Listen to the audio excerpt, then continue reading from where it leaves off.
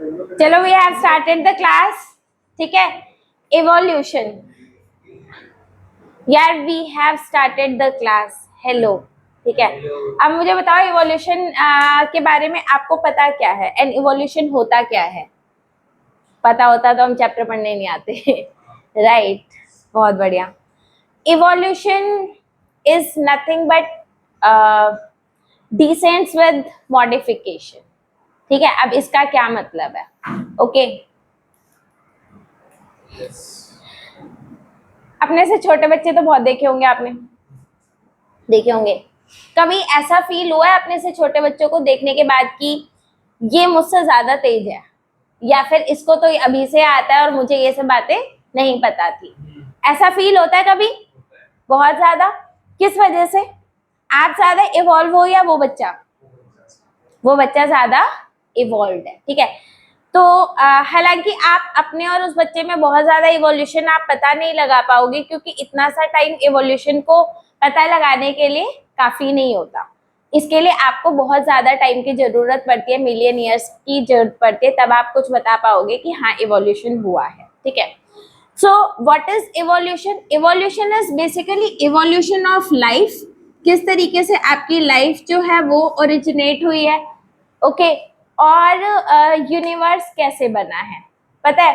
Light की speed सबको पता है, लाइट की स्पीड क्या होती है? 3 × 10⁻⁸ मीटर पर सेकेंड, 3 लाख किलोमीटर पर सेकेंड, 3 लाख किलोमीटर पर सेकेंड, ठीक है। तो ये स्पीड आपको मालूम है कांस्टेंट है और बहुत ज्यादा है। Can any object travel with the speed of light? No. What is 1 light year distance? 1 light year distance क्या होता है? 1 लाइट ईयर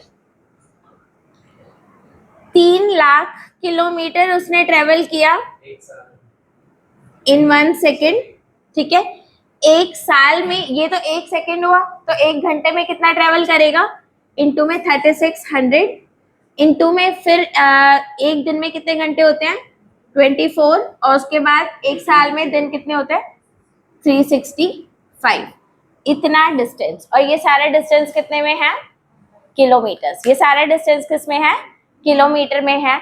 इसको बोलते हैं हम 1 लाइट ईयर डिस्टेंस। यानी कि अगर आपको इतना डिस्टेंस ट्रेवल करना है with the speed of light करना है, तो बस ये बात समझ लो कि उस डिस्टेंस को ट्रेवल करने में कितना टाइम लगेगा? 1 साल, ठीक है। सन हमसे कितना दूर है? अभी आदित्य L1 लॉन्च जो है, सन हमसे कितना दूर है? हाँ भाई, एनीवन, सन हमसे कितना दूर है? अलीना, सोना, सन हमसे 7.5 से 8 मिनट की दूरी पर है। कितना? Exactly 7.5 to 8 minutes. यानी कि अगर आप लाइट की स्पीड से ट्रेवल करोगे तो आप सन पे कितनी देर में पहुंच जाओगे? Just 7.5 to 8 minute. सन हमसे कितना दूर है? सिर्फ और सिर्फ इतनी दूर है, ओके। ये बात समझ में आई? सन इज अ स्टार, सबको पता है। What is the second nearest star? Sun के बाद सेकेंड नियरेस्ट स्टार कौन सा है? Moon is not a star.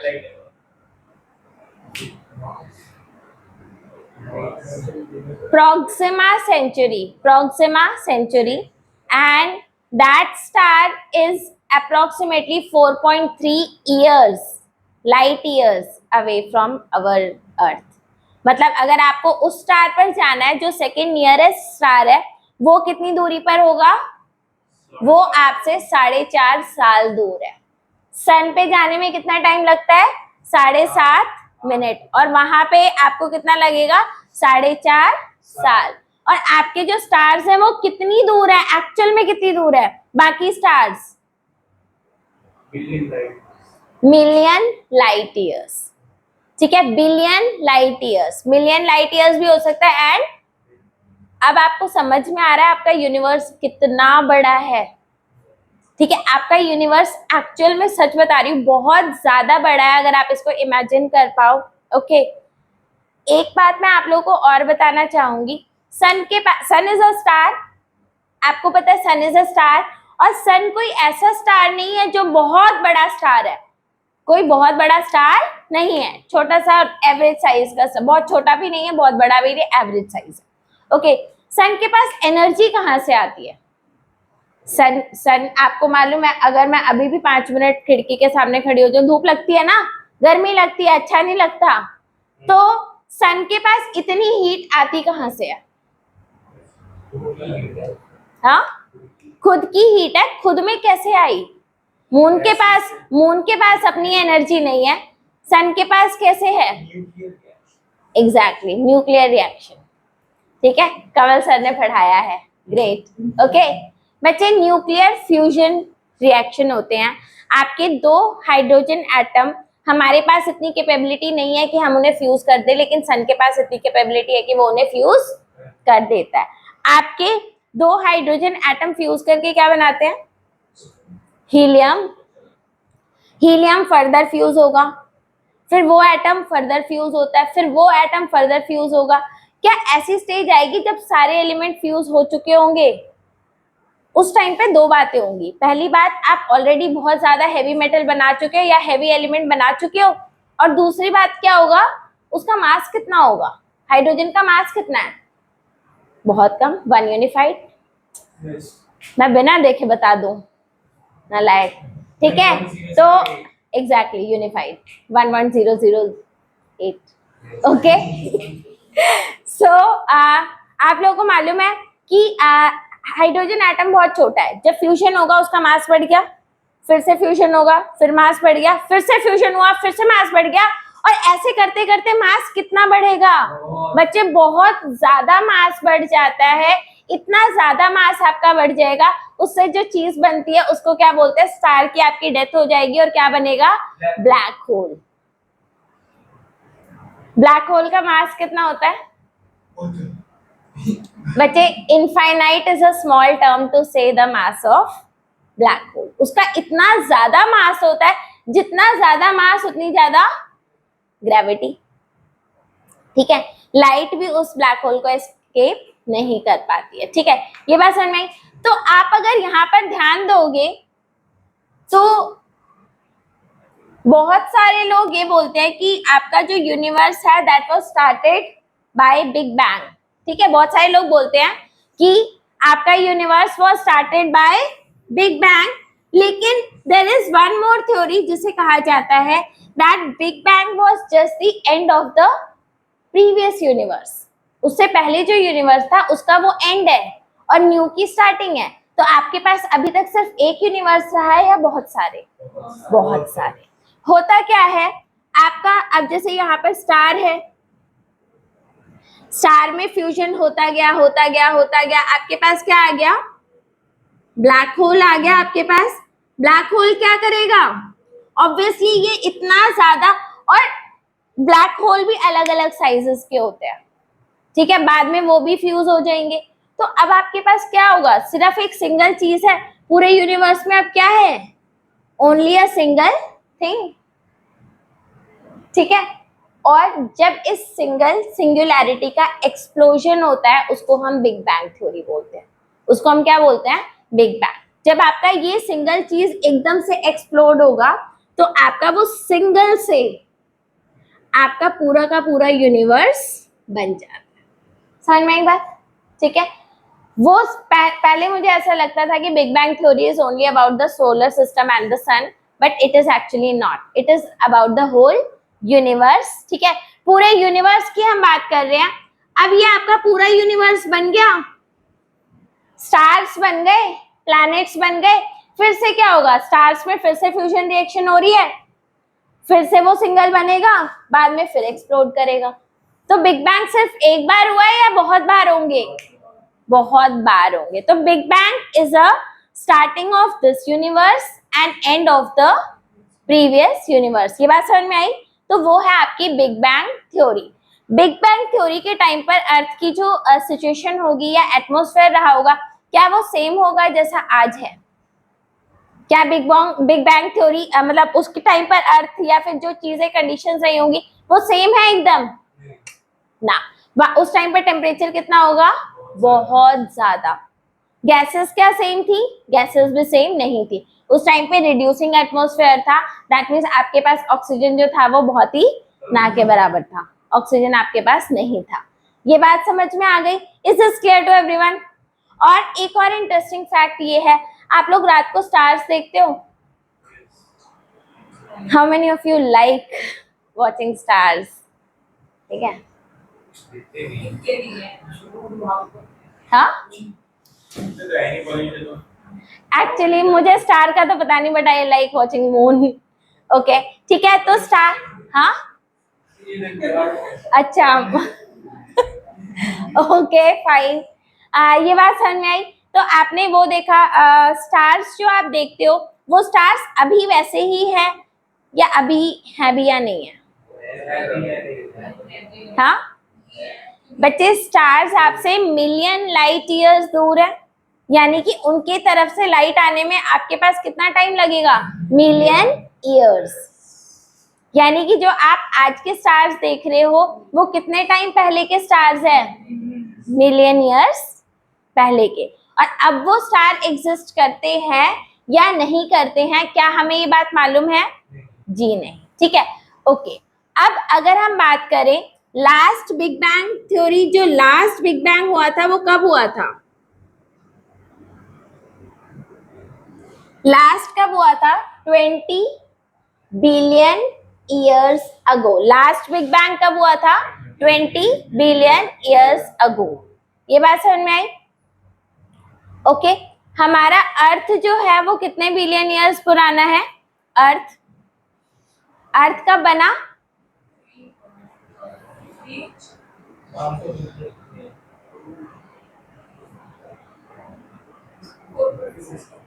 हमारी अर्थ जो है बच्चे, that is 4.5 billion. Earth formation कब हुआ? अर्थ फॉर्मेशन ये हुआ आपका 4.5 बिलियन ईयर्स अगो। यानी कि लाइफ, अर्थ को बनने में कितना टाइम लग गया? बहुत ज्यादा टाइम लगा। आप ये समझो ये सब पुरानी बातें हो रही हैं।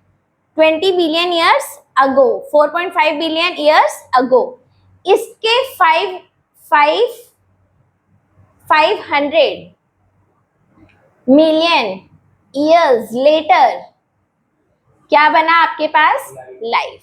उसके बाद आपके पास क्या आई? Life I.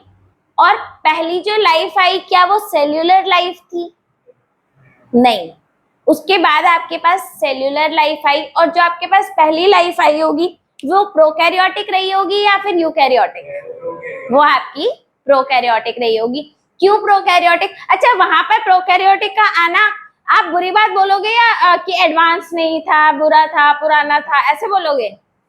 नहीं बच्चे, प्रोकैरियोटिक का आना ही अपने आप में बहुत बड़ी बात थी, क्योंकि वो पहली बार हुआ है ना, वो पहली बार हुआ है, तो पहली बार लाइफ का ओरिजिनेट होना ही बहुत बड़ी बात थी। ठीक है, उसके बाद प्रोकैरियोटिक से यूकैरियोटिक बनने में कितना टाइम लगा? बहुत ज्यादा टाइम लगा। और यूकैरियोट्स जब एक बार बन गया फिर तो आपको पता ही है सारे ऑर्गेनिजम्स बन गए। ठीक है, ये बात समझ में आई? और ये जितने भी ऑर्गेनिज्म आप डाइवर्सिटी इस टाइम अर्थ पर देखते हो, ये सारी डाइवर्सिटी किसका रिजल्ट है? इवोल्यूशन। ये सारा किसका रिजल्ट है? इवोल्यूशन का रिजल्ट है, जो इवोल्यूशन हुआ है। अब यहाँ पर अगर आप साइंटिस्ट की देखो तो बहुत सारी चीजें हैं। ओके, बहुत सारी चीजें। इवोल्यूशन होता क्यों है? इवोल्यूशन होता ही क्यों है? डीएनए के म्यूटेशन से इवोल्यूशन हो जाएगा? हाँ बच्चे, इवोल्यूशन होने के लिए दो तीन चीजें रिक्वायर्ड है।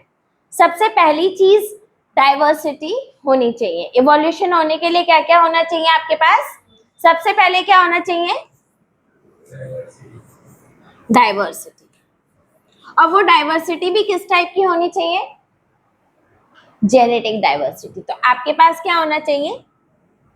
Genetic diversity. जेनेटिक डाइवर्सिटी का मतलब क्या है, जैसे कि अच्छा एक बात बताओ, अगर मैं आप लोगों से पूछूं इस टाइम पर इंडिया ज्यादा डाइवर्स है in terms of human races, ठीक है, या फिर China, Japan, Africa? India. Why? हमारे पास जितना, अच्छा हमारे पास वेरिएशन इसलिए भी है क्योंकि इंडिया में आपको हर टाइप का ज्योग्राफिकल एरिया देखने को मिल जाता है, राइट? हर टाइप का ज्योग्राफिकल, आपको बहुत ज्यादा ठंड वाला भी मिल जाएगा, ठीक है, कोस्टल एरियाज भी आपको मिल जाएंगे, माउंटेन रीजन भी मिल जाएगा। इंडिया में बहुत ज्यादा डाइवर्सिटी है और वो डाइवर्सिटी आपको ह्यूमन बींग्स की रेसेस में भी देखने को मिल जाती है। Is that a genetic diversity? क्या ये जेनेटिक डाइवर्सिटी है? It is. आपका जो जो भी डाइवर्सिटी है, ठीक है, your skin colour, your height या कोई भी चीज ले लो, क्या ये जेनेटिक डाइवर्सिटी नहीं है? क्या हम डिसाइड करते हैं? क्या हम इसको चेंज करा सकते हैं? नहीं, हम इसको नहीं चेंज करा सकते because it is genetic diversity. तो पहली क्या होनी चाहिए? आपके पास जेनेटिक डाइवर्सिटी होनी चाहिए। फिर क्या होना चाहिए? आपके पास कोई एक ऐसा ट्रेट होना चाहिए जो आपको सर्वाइवल एडवांटेज दे रहा हो। क्या दे रहा हो? Survival advantage. अब मान लो अगर ऐसा हो जाए, मान लो अगर ऐसा हो जाए कि जिसके पास 6 उंगलियां हो हाथों में, ठीक है, उसको कोई बीमारी नहीं होगी, ठीक है। अगर अगर ऐसा हो, इट्स अ हाइपोथेटिकल सिचुएशन, अगर ऐसा हो कि हमारे पास अगर 6 फिंगर्स हैं तो हमें कोई बीमारी नहीं होगी, ये ट्रेट सेलेक्ट हो जाएगा कि नहीं होगा? क्या नेचर इसे सेलेक्ट कर लेगा या नहीं कर लेगा? बहुत प्यार से कर लेगा यार, बहुत प्यार से कर लेगा। क्यों कर लेगा? बढ़िया है ना भाई। एक बात बताओ, अब यहाँ पर एक कोई बंदा है विद 6 फिंगर्स, ठीक है, मैं हूँ 5 फिंगर्स, मेरे को कैंसर हो गया, मैं मर गई, ठीक है वो जिंदा रहा तो वो सेलेक्ट हो गया ना। एग्जैक्टली नाइस, ठीक है, ये बात समझ में आई, ठीक है। तो अगर ऐसा, लेकिन ऐसा होता है क्या एक्चुअल में? ऐसा होता नहीं है, इसीलिए they are not selected the person with the 6 fingers in their hand, ठीक है। कई बार ऐसा होता है, अगर आपने देखा हो, ओके ठीक है, आप लोगों ने म्यूटेशन देखा होगा, आप लोगों ने स्किन कलर में वेरिएशन देखा है? देखा है, स्किन कलर में देखा है, हाइट में वेरिएशन देखा है? देखा है, ठीक है। आपने कभी ऐसा देखा है कि इस बंदे के रेस्पिरेशन में वेरिएशन है? रेस्पिरेशन में कि इसका ग्लूकोज नहीं बनता, ये तुरंत कुछ और बना लेता है, ऐसा नहीं होता। तो क्या रेस्पिरेटरी जीन्स में कभी म्यूटेशन होती ही नहीं है? क्या रेस्पिरेटरी जीन्स में कभी म्यूटेशन होती नहीं है? होती हैं। तो क्या वो सेलेक्ट नहीं होती नेचर से? सेलेक्ट नहीं होती, क्योंकि जिसमें भी म्यूटेशन हुई है वो ऑर्गेनिज्म तुरंत मर जाएगा। तो क्या वो सेलेक्ट हुआ? और यहाँ पर सेलेक्ट होने का मतलब ही क्या है कि वो सरवाइव कर पा रहा है या नहीं। तो कोई आपके पास ऐसा ट्रेट होना चाहिए जो जेनेटिक हो, जेनेटिक होने के साथ साथ वो आपको क्या दे रहा हो? सर्वाइवल एडवांटेज, ठीक है। ऐसे ट्रेट्स क्या होते हैं? They are selected by nature, और इसकी वजह से क्या होगा? इवोल्यूशन हो जाएगा। इसकी वजह से क्या होगा? इवोल्यूशन हो जाएगा। वहीं पर अगर ट्रेट है, सर्वाइवल एडवांटेज भी दे रहा है, लेकिन वो जेनेटिक नहीं, ट्रेट है, सर्वाइवल एडवांटेज भी दे रहा है, लेकिन वो जेनेटिक नहीं है, तो क्या वो नेचर सेलेक्ट करेगा उसको? और नेचर का सेलेक्ट करने का मतलब है कि वो प्रोजेनीज को भी ट्रांसफर कर पा रहा है। इंटेलिजेंस कैसा ट्रेट है? Is it giving you any survival advantage? Is it purely genetic? क्या ये सेलेक्ट होता है इंटेलिजेंस? क्या नेचर इंटेलिजेंस को सेलेक्ट करता है? Is intelligence selected by nature? हाँ, बिल्कुल भी नहीं, वरना कितने सारे आइंस्टाइन अभी तक बॉर्न हो चुके होते, ठीक है, लेकिन बॉर्न कोई नहीं है हमारी क्लास में Einstein. he is shocked that he is Einstein. Okay ये बात समझ में आई. Intelligence is actually not selected by the nature. Education that is not genetic trait. ठीक है, वो भी जेनेटिक ट्रेट नहीं है और वो भी नेचर सेलेक्ट नहीं करेगा. Is this clear?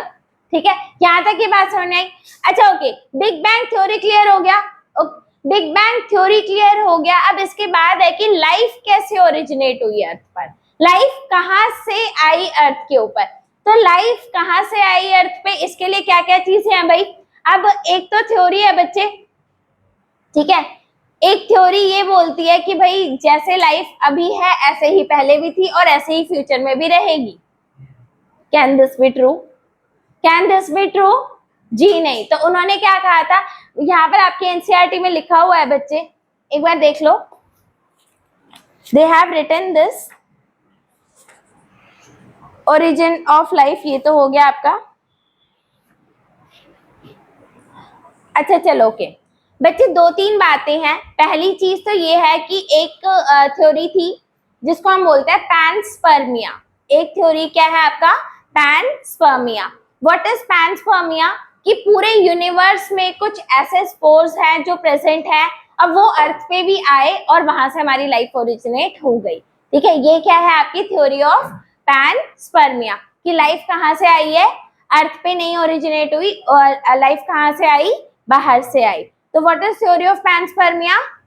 That there were spores which were present in the universe, और जब वो अर्थ पर उनको सुटेबल कंडीशन मिली then they germinated and life was form. This is your theory of panspermia. ठीक है,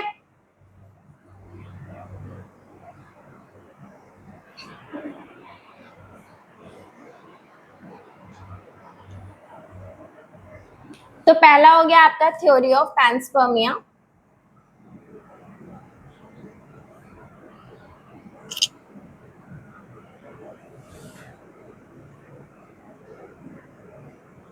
ये क्या बोलता है कि आपके स्पोर्स जो थे वो पूरे यूनिवर्स में प्रेजेंट हैं, लाइफ के स्पोर्स. ओके, एंड जब उनको सुटेबल कंडीशन मिली अर्थ के ऊपर they germinated and life was formed. समझ में आया? So spores are spores for life are present in the universe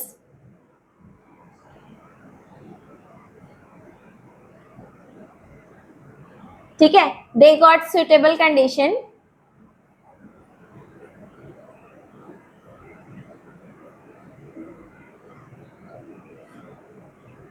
on earth for germination and life was formed. क्या हम इस थ्योरी में अभी भी बिलीव करते हैं? क्या हम मानते हैं इस थ्योरी को? और अगर ऐसा होता तो क्या सिर्फ अर्थ पर लाइफ होती, और भी कहीं पर लाइफ होती क्या? और कहीं लाइफ है? होगी, 100% होगी, बट हमें पता नहीं. और क्योंकि हमें पता नहीं है तो अभी हम कुछ कह नहीं सकते, बट हाँ लाइफ जरूर होगी. तो क्या हो गया? All okay I think. ठीक है, ये बात समझ में आ गई बच्चे. इसके बाद है थ्योरी ऑफ स्पॉन्टेनियस जनरेशन. ठीक है, there is another theory, theory of spontaneous generation. इसका मतलब क्या है, आपकी जो लाइफ आती है वो dead and decaying organic matter से आ जाती है. ठीक है, डेड एंड डिकेइंग मैटर से आपकी लाइफ आती है. क्या आती है life dead and decaying matter से? और ऐसा क्यों माना जाता था कि डेड एंड डिकेइंग मैटर से लाइफ ओरिजिनेट होती है? ऐसा क्यों मानते थे बच्चे? क्योंकि जितने भी आपके डिकेइंग मैटर होते हैं उनके अंदर आपको कुछ ना कुछ फ्लाइज या फिर कुछ भी ऑर्गेनिज्म ग्रो करता हुआ दिख जाता है. तो वो क्या था आपका थ्योरी ऑफ स्पॉन्टेनियस जनरेशन.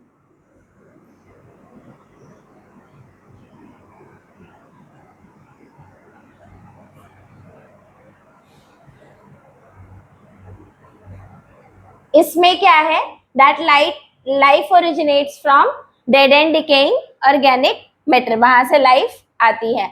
इसको किसने बहुत ज्यादा मतलब कहा था कि ये तो थ्योरी एकदम ही गलत है? किसने बोला था? Louis Pasteur. किसने बोला था? Louis Pasteur. उसने क्या किया? उसने कुछ एक्सपेरिमेंट ऐसे परफॉर्म करे थे और उसने बोला डेड एंड डिकेइंग मैटर से लाइफ नहीं आती। आपको मालूम है पाश्चराइज्ड दूध मिलता है आपको?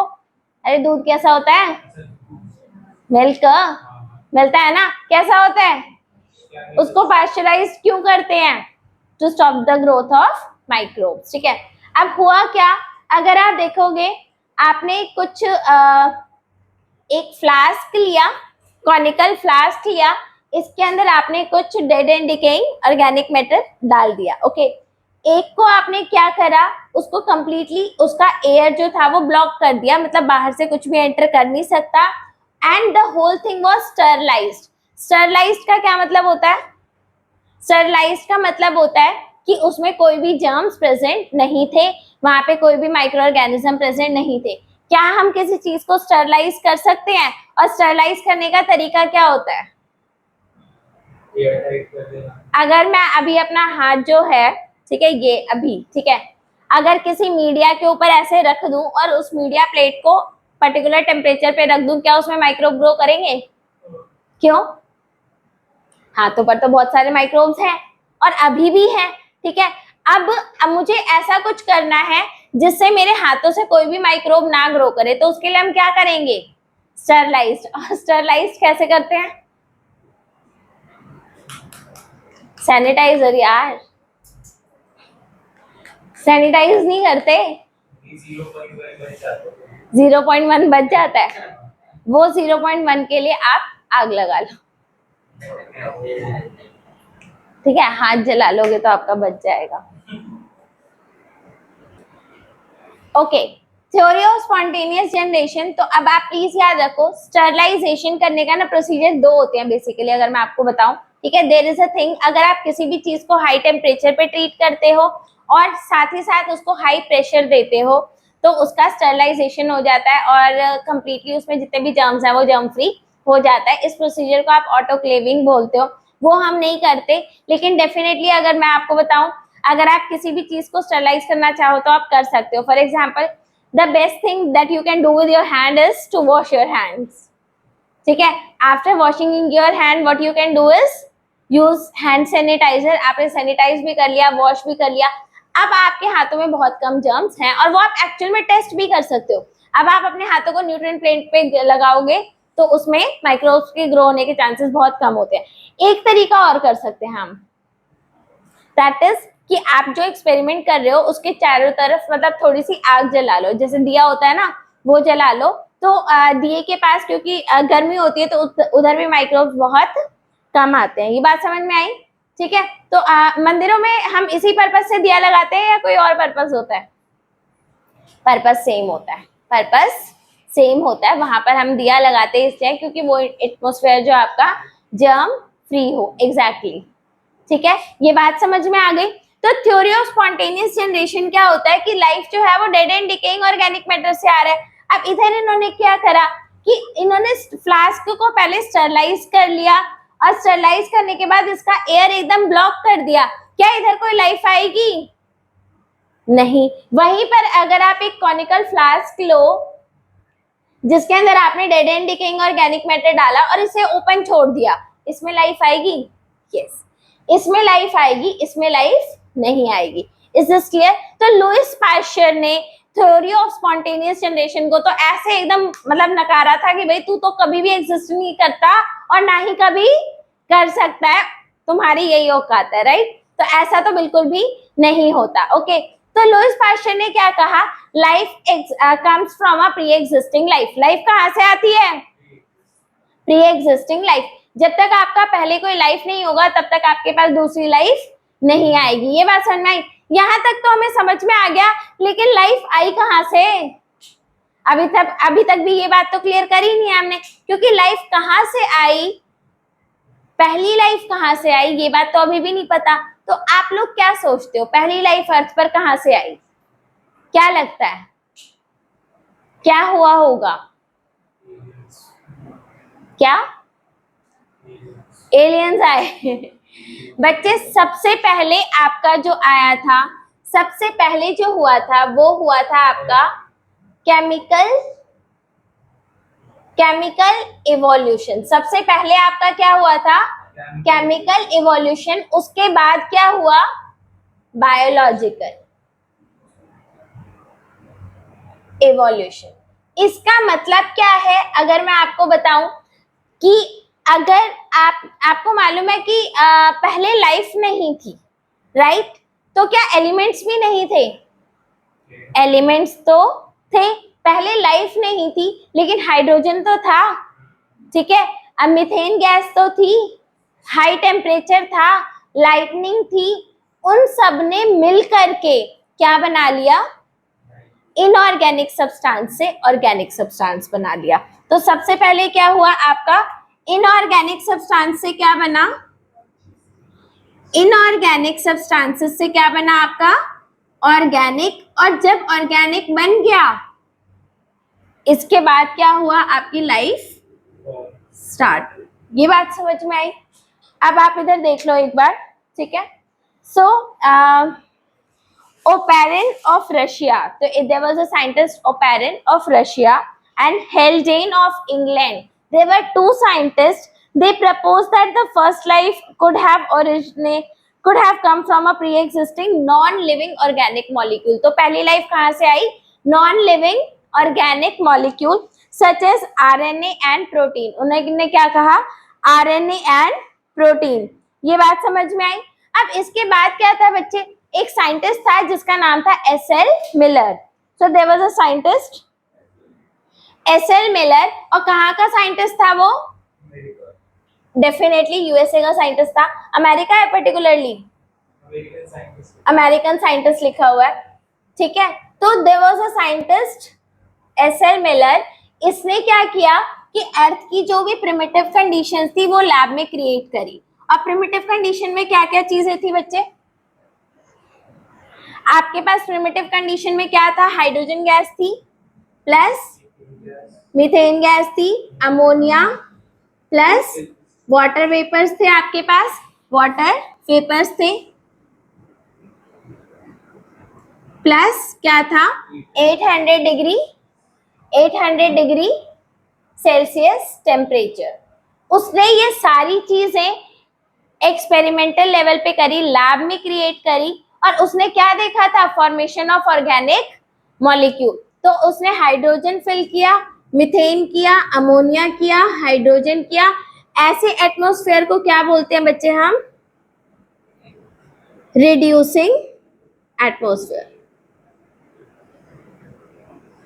And why is it called reducing, because hydrogen का अमाउंट जो है वो ज्यादा है। आप हर जगह देख रहे हो कि, तो पहले का जो एटमॉस्फेयर था वो ऑक्सीडाइजिंग था या reducing, definitely it was reducing. ये बात समझ में आ गई, ठीक है। तो उसने क्या क्या चीजें डाल दी थी बच्चे, एसएल मिलर ने methane, hydrogen, ammonia and water vapour eight 800 degree Celsius.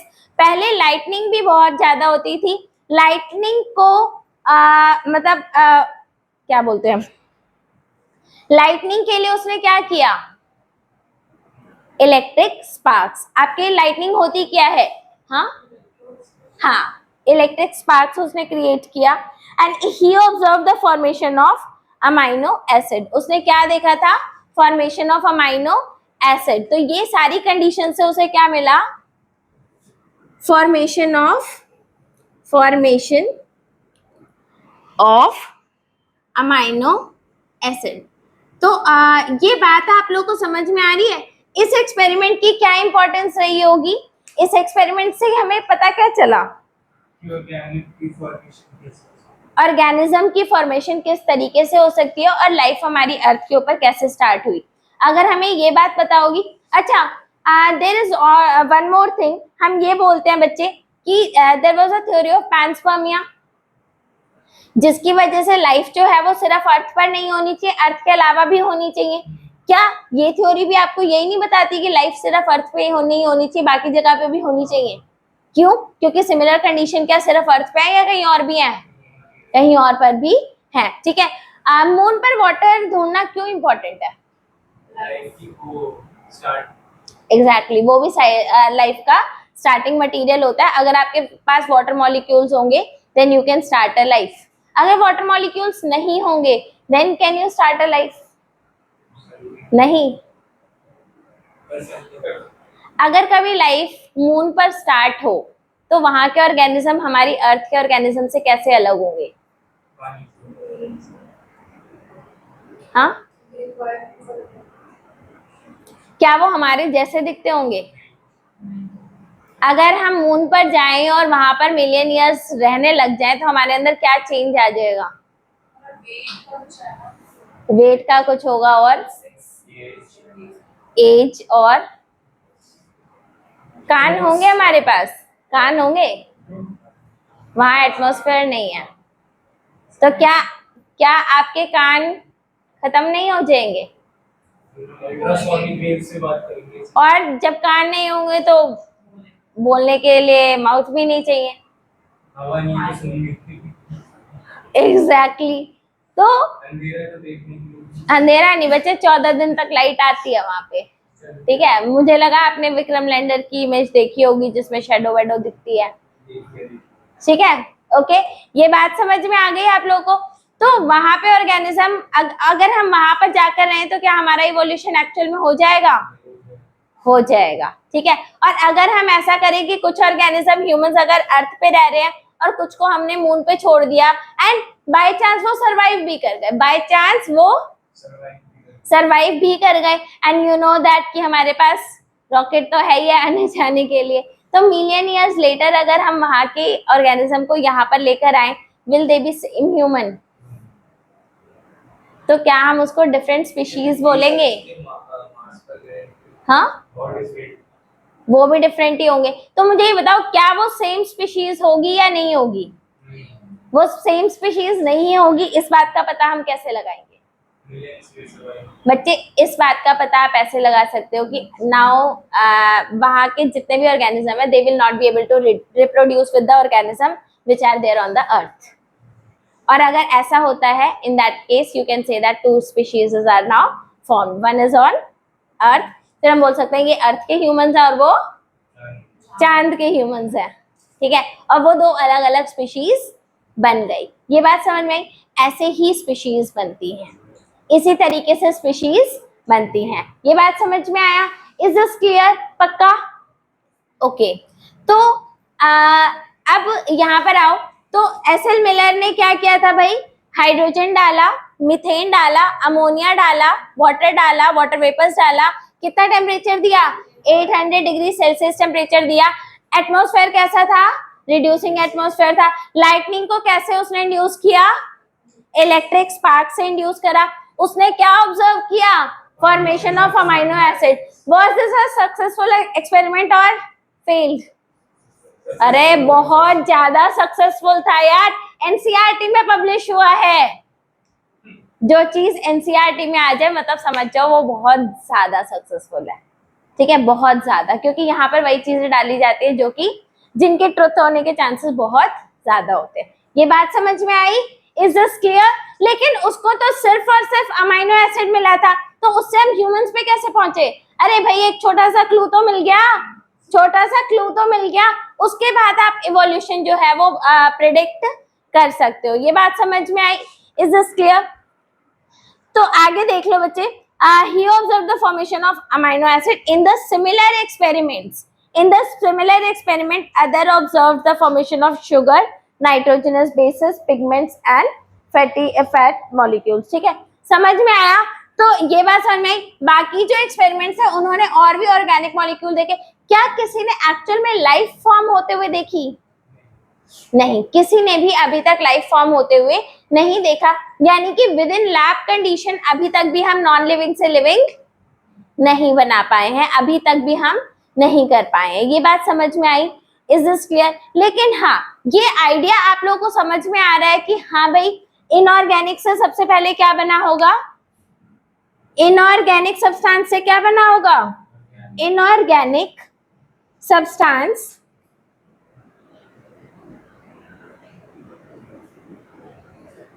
से पहले ऑर्गेनिक बना होगा, फिर ऑर्गेनिक से क्या बना होगा?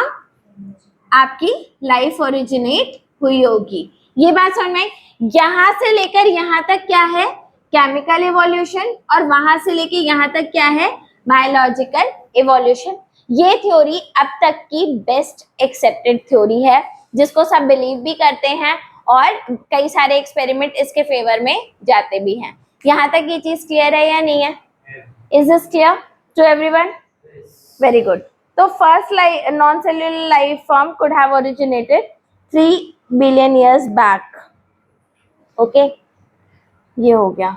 This is called theory of biogenesis. इसे हम क्या बोलते हैं? Theory of biogenesis. So this was theory of biogenesis.